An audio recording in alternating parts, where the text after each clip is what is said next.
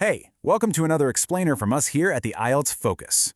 Our whole goal is to break down these high-scoring IELTS answers so you get the language and ideas you absolutely need to succeed. Today we're diving into a classic topic, that whole tug-of-war between responsibility and freedom when you're a kid. Okay, so first things first, let's really get into the nitty-gritty of the task itself.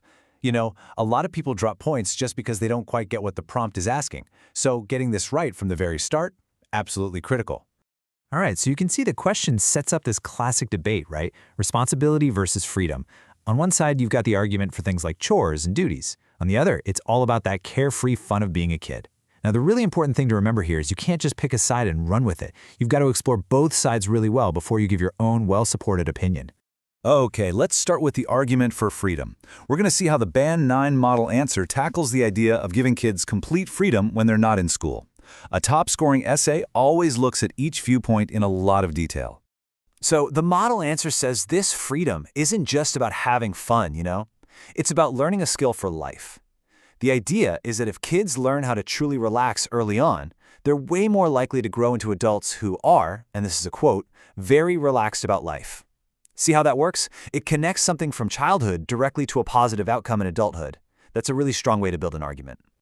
But, and this is where a really high-scoring essay stands out, it doesn't just sing the praises of freedom. It stops and asks a tough question. It actually explores the potential downsides, which shows a much deeper, more nuanced way of thinking. So, what does happen if all that freedom has zero structure? And here are the risks, laid out nice and clear. The model answer points out that without any responsibilities at all, kids might just, become bored and lack self-discipline. Instead of running around outside, maybe they're just glued to the TV. And the long-term effect of that? Well, they could grow up to be unmotivated or maybe even pretty irresponsible adults. All right, let's flip the coin and look at the other side of the argument, giving kids responsibilities. And you'll notice how the essay is structured almost exactly the same as the first point. That creates a really clear, balanced argument for the examiner to follow. So what's the big idea here? It's that having responsibilities helps build self-reliance. The model answer says that even simple tasks teach kids to be responsible for themselves and not expect others to do things for them. This is basically building the foundation for them to become capable, independent adults down the line. And here we go again with those critical questions. A great essay never just takes things at face value. It's not enough to just say, yep, responsibility is good. You have to think about the limits. What happens when you put way too much of a burden on a child? The model answer's smart about this. It points out the real dangers. I mean, kids who are forced to work from a super young age can end up missing out on education and having to deal with the stresses of adult life way too early. This just hammers home the point that it's not just about responsibility, but the right amount of it. You gotta have those sensible limits. Okay, so a good essay will talk about both sides, for sure. But a great essay, it finds a really smart way to bring them together. The conclusion isn't just a quick summary. It's a synthesis. It pulls the two arguments together to present a final, really clear position. And there you have it. This is really the heart of the conclusion. The model doesn't just pick one side. Nope, it argues for balance. And it's this idea of balance that helps kids grow into what the essay calls well-rounded adults.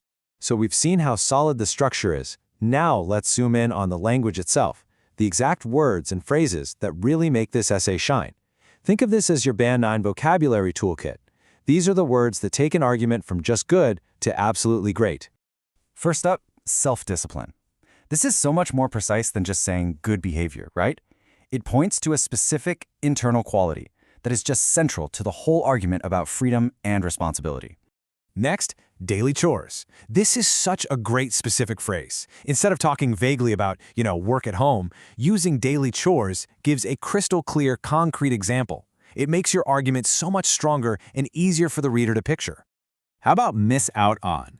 This phrasal verb is perfect for talking about the negative side of giving kids too much work.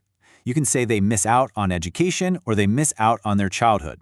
It just sounds so natural, fluent, and it's really effective. Now this one's great, well-rounded. What a fantastic adjective to describe the perfect outcome of a balanced childhood. A well-rounded adult is someone who can work hard but also knows how to relax, right? They're responsible, but they also enjoy life. It's the perfect word to use in the essay's conclusion. And finally, work-life balance. This phrase is so powerful because it connects what happens in childhood directly to adult life. The model essay is basically suggesting that learning balance as a kid leads to a healthier work-life balance later on. That creates a really strong logical chain in your argument. Okay, let's wrap this up with a little challenge for you. Think about it. The core ideas we've just talked about, discipline, freedom, stress, balance, they're not just about kids, are they? So how could you take this exact vocabulary in these same arguments and use them for a totally different IELTS topic, like, say, the challenges of modern work-life balance for adults? Being able to adapt like that, that's the key to really mastering this test.